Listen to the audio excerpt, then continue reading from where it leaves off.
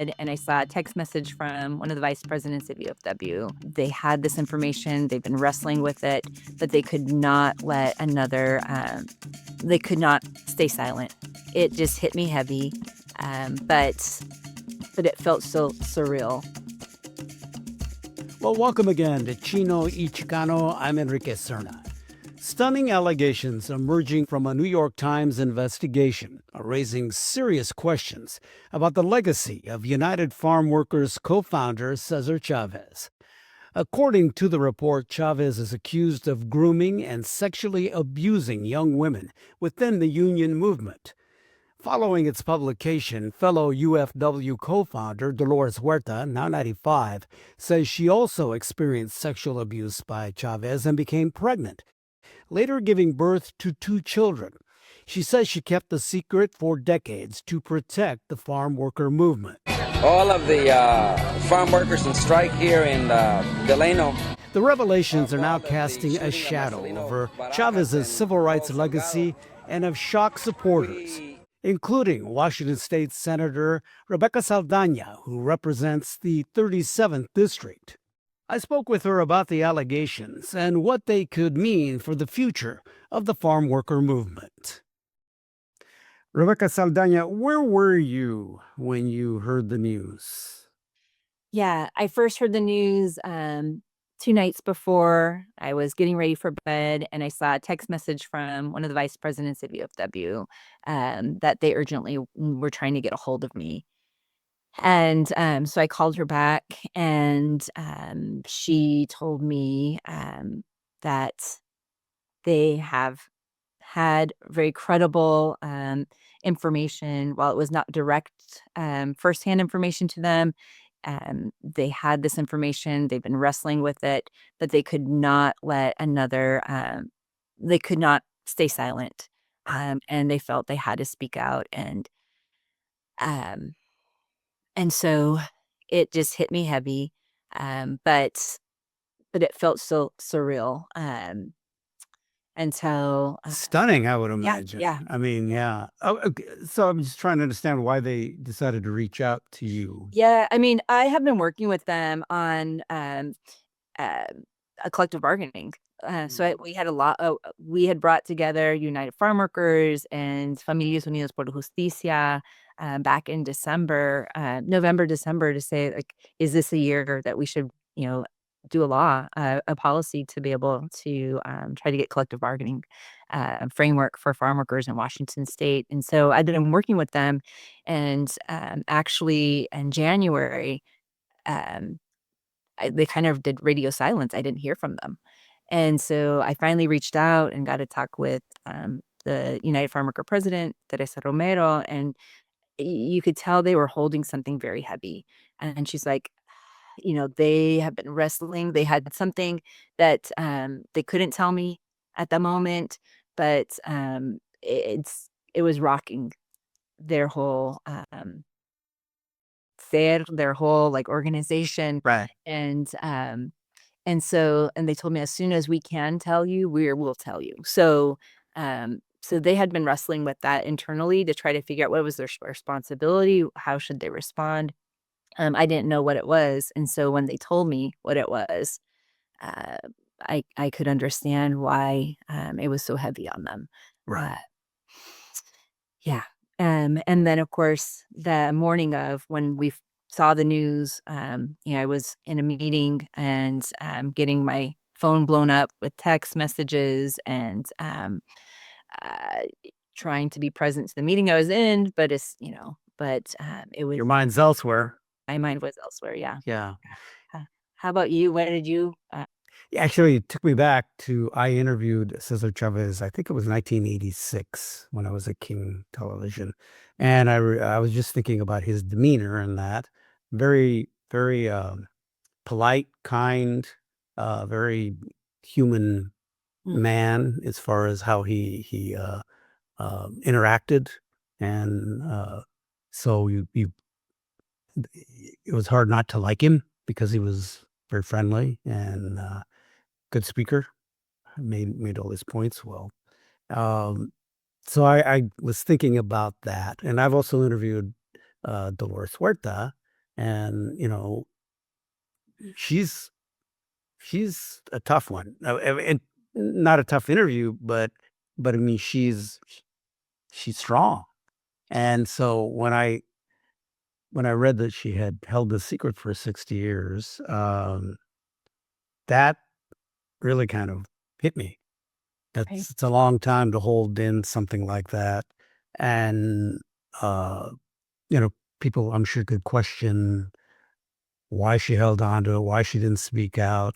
I think you have to probably look at the time and the generational time and cultural time as well, um, of your life. But you cannot say that she was not completely committed to the farm worker movement. And that obviously had a lot to play with it. But it was still extremely shocking to hear from that. And so now I was thinking, okay, now what?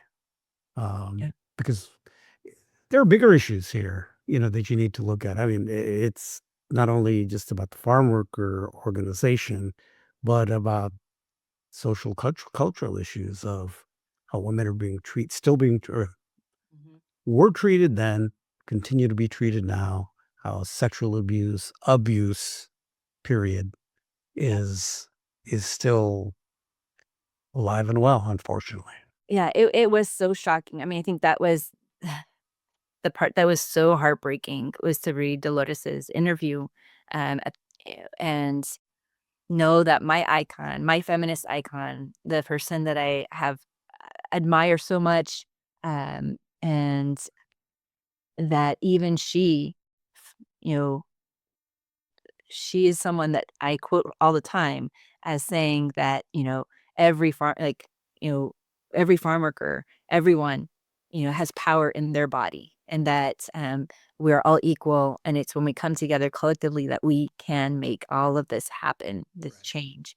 Yeah. And to know that even she felt like she had to hold on to that um, to be able to make space for people like me to live more free. Um, was just devastating to have to see that, and it made me think, like, I was a young Chicana, I mean, I got involved way after he passed, so Right. he was an idea, he was a concept, but, he was definitely someone that and when I read the autobiography La Causa, those are direct interviews of, Cesar and Dolores and Jack Levy, it just, set me on my path, because I also am a religious person, and so it helped me connect my faith with my deep, fury of the injustices that I see around me, um, and, um, and I did have Dolores as a strong feminist, to look up to that, we can do things differently, um but, as a young organizer, like, I definitely saw the machismo still and was very frustrated by it, the The institutional machismo in our culture it's there, has been there, and still there. and it's in it's in the US society, Oh, yes, right? Like, sure. I Yeah, mean, it's yes, just male and chauvinism. Come on, let's say it. but it was very frustrating, right, to see that, there's institutional barriers and, see so many, really strong women hold their tongue and hold themselves for the greater cause. And that's part of why, like, one of the reasons why I couldn't stay working there. Um, I still believed in the movement. I still believe with the farm workers. I continue to have my heart there. But it was I knew that I would that I could not tolerate that. And so yeah, yeah. I Yeah. would think most women But be wouldn't tolerate it, but, that that is but we all that's the very violence yeah, I mean, I think that's the part that the violence is there. When I read that I finally brought myself to read the full interview of New York Times just last night, because, when there's police violence or these horrible, horrendous stories, you know, I I'm very sensitive, and so I usually, like, um it takes me a while to be able to bring myself to actually read it. And when I read it, right, it was, really clear that, we need to pause, that this March 31st should be centered on survivors, on all of us creating space to bear witness, to the continual violence that continues, to to be perpetrated, by, male bodies on female bodies, not only, but that is, is something that really continues to be a source of, harm and violence, for all of us. And until we can face that, we're not going to be able to get free. Um, so I know that, I put out a statement. I know our Latino Democratic Caucus is working on a statement as well, to, put a pause, on any activities this year, center the voices, listen to them really, and then figure out how we go forward, whether we do, so I know that will be on the minds of the legislators that are going to be coming back to session next year about, whether we need to take action or not.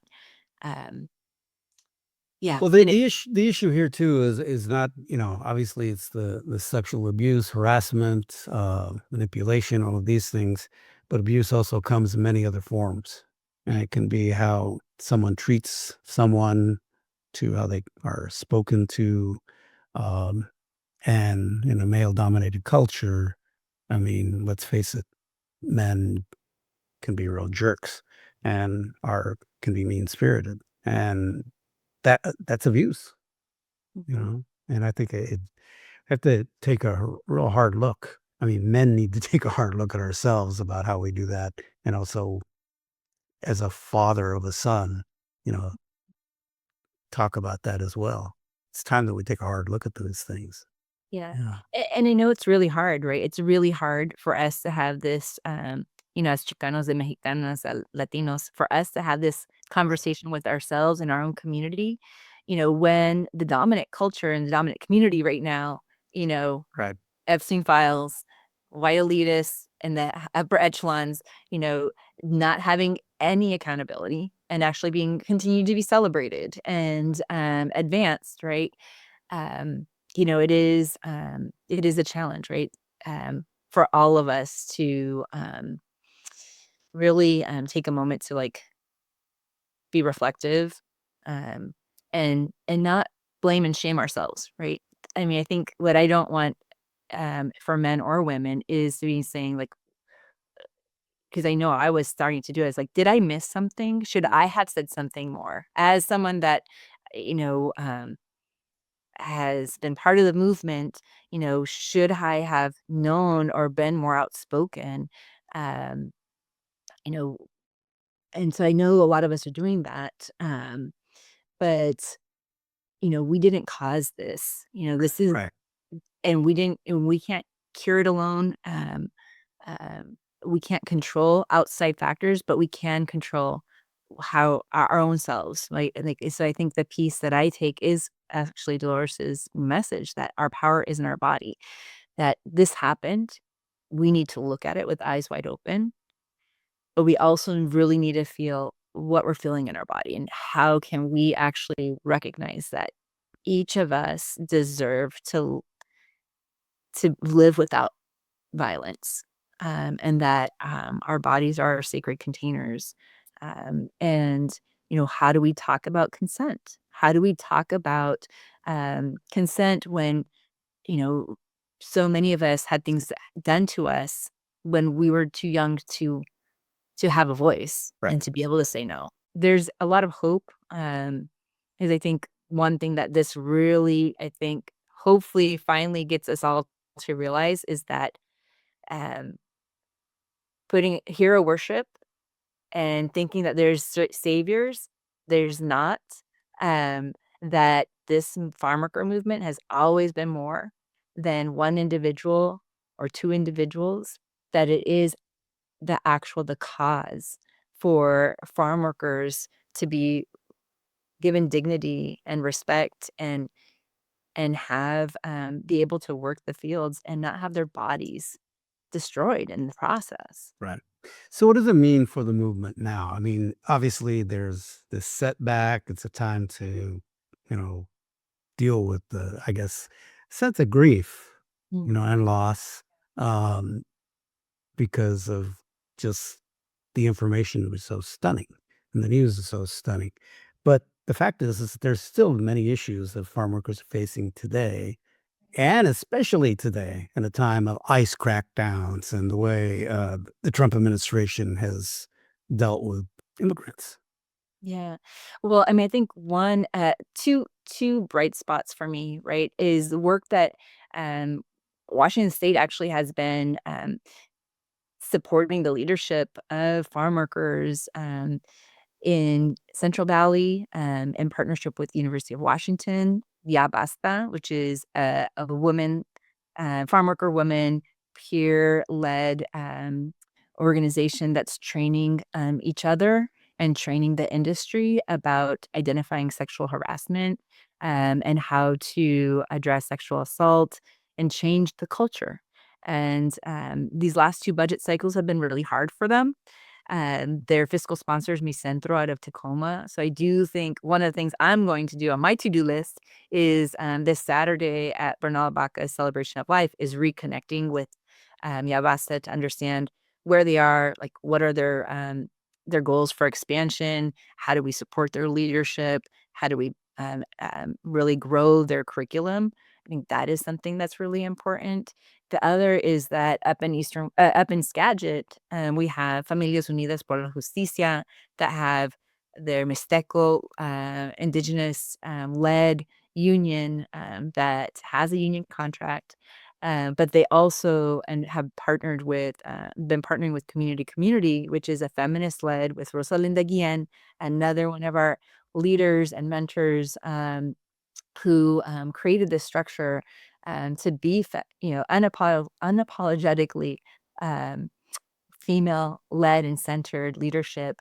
But the state has partnered with them to create a Ejido model. So where they're building a cooperative that is a farm worker are now owning their land and collectively farming to produce food and vegetables and show an alternative. Right. And so I think there are highlights, and I think the third is this was the first year that we introduced legislation for and creating a statewide framework for collective bargaining for farm workers, so that they can actually have an equal voice at tables with the agricultural industry to say, this industry is also not thriving in this moment. Right. Uh, but how do we find our way forward? In the face of climate, in the face of rising costs, in the face of tariffs, um, continuing to say that farm workers don't deserve to have the right to collectively bargain um, is not the way we're going to move forward, because that's also the root of this violence, right? Is when workers are working in those conditions, then coming home and they're organizing in these hostile conditions um, that you know it's not an excuse, but it is, I think, sometimes helpful for us to understand context and history. Since the news came out, have you talked again with UFW officials nationally about how they're handling all this? Or I haven't circled back with them yet, since we heard it. I mostly have been just receiving, and being responsive to local community folks that are processing and wrestling through this. And what are they telling you? What are you hearing? well, so we need to do something, that this of course, this was the case, like, we always knew, right? We should, cancel and Right. rename things, what are you doing? And so I think that's part of, you know, I'm having a personal, uh campaign kickoff on the 31st at El Centro. And obviously when I first chose that date, I had a different idea in mind. But And that is for your run for King County. or for King County Council. Right. Um, and so I know now I'm reaching out to grief um, practitioners so that we can have a grief station while we're there. I'm reaching out to um, survivor support services so that we can make sure that that space is there too. I think that we have to create these communal spaces for us to be able to process the rage and the grief, and creating space for voices to be centered, and start thinking about what does healing look like? What is our way forward together? Because when violence takes place, whether it's very intimate violence like this, and that these brave women have been holding this secret for so long, or whether it's shootings in their streets, it goes way beyond those individuals. It has an impact on their families. It has an impact on all of us that are reading the news. And so we need to create that space for us to be able to do that work together. Okay. I sense that you're really struggling. Mhm. Yeah. Yeah. Because you worked in the movement and just everything about it. Yeah. Yeah. I mean, yeah, it's you know, I am because I feel so angry and for me, because I've been conditioned that, but also because I try to be a nonviolent practitioner, that anger often, shows up in tears. Um, that salt tears are helpful in terms of just releasing it in a way that gives it back to Mother Earth, and as opposed to lashing it out to others, right? Um, So yeah, after you heard the news, you got in your car yeah, I did. and you screamed. Yes, I screamed and sobbed, and I thought of the sirens, right? I think of sirens, how when they're screaming into all around us to let us know that everything is not okay. Someone is in trouble, that help is on the way. But often the help doesn't always get there in time. And so I was definitely, just feeling that I have to pause.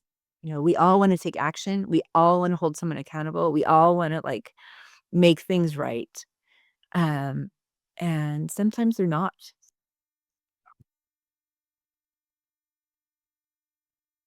They're not, and you can't quickly fix anything. No. Or you can't fix the past, but now you have to deal with the future and how you address that. So it does change things. But I suppose the big challenge right now is to not forget the fact that it was the United Farm Workers, and there was a movement there, and Yep. really the farm workers are the focus. Yes, Yeah, they are. and the challenges are still there too. So yeah, Yeah. yeah. Yeah. I mean, the farm workers are the movement, right? And it's each one of us. And I think that what I took her as I read that article and saw another mentor of mine, leader who I was part of LACLA when we started LACLA here again in Yeah, Washington and what is State. RECLA? I'm sorry. Um, oh no, you're gonna ask me that. Latina American Council. It's Latino unionists. Okay. We come together. All right. Someone else will tell me what the acronym is. All right.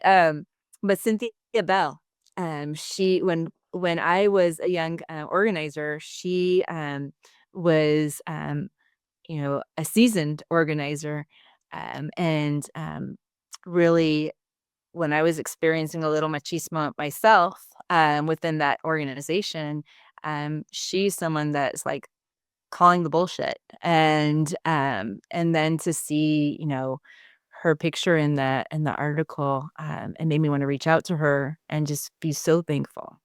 Um, so I, thankful I, for her. I don't remember her name right now, but I mean, was she a victim or what was She was an organizer, and I believe, definitely was harassed. And she's pictured with another woman in the picture, that was definitely one of the victims. And yeah. Um so I think where I think I lost my track, but I think where we were going with that, right, is that we by pausing ourselves enough and feeling this to remember. And I told you, like, I recorded myself because I wanted to remember how I felt. I don't want to be numb. I don't want to, like, smooth this over. And I want to make sure that as we find our way forward, that we are building a leaderful movement, a movement of leaders that are that know their power, that are willing to teach that to our children, so that we are building a stronger movement for the farm workers, for healing, for making sure that we are going to root out this violence, uh, and um, and build the justice movement that farm workers and all of us deserve. Well, I think what's important too is that machismo needs to be called out. Mhm, And you know, and I know it unfortunately is part of our culture. It's not just our culture. I think it's mhm, everywhere. mhm, Chauvinism exists and it's a real issue. And but this could also be a time to really take advantage of a crisis and turn it into a teachable moment that would be beneficial for the long term because you can't have that. And women have been the backbone of all of this movement, let's face it. yeah. So yeah, yeah. Gotta make that happen. So as we close here, what's your last thoughts about, and I know that there's a lot going on and there's this kind of sense of grief right now, but Mhm. I guess kind of going forward, what are you thinking? Well, I'm thinking that, us, as both, leaders in our community, I think, how we might want to talk about a follow up, and talk about, like, how are we creating space for addressing that. Um, you made me think of one other thing, just another resource out there, right? That Tanya Chino and Peter Block Garcia have a podcast that Mhm. they've been doing called Adelante Leadership. And it has been really about unpacking, some of these themes that we've been talking about today. Right. Um, and and so I think about my children, and I think about the culture that I've been trying to build with them, that gives me hope, because I do think I have 2 young people that understand, that to be a feminist has nothing to do about your gender. Right. It's about your mind frame and your mindset. And so, they give me hope. They help me be better, as a parent. And what my message is the message of the movement is "Si se puede. Si se puede." Rebecca Saldaña, thanks for taking the time. I appreciate it. And we'll see what happens ahead. I mean, it's going to be a lot of internal looking at people, just the movement, individuals, and it's time to really face up to some hard reality here, but also, I think, do something about it going forward. Thanks for your time. Si se puede. Yes, thank you so much. All Appreciate right. it. Si se puede is right.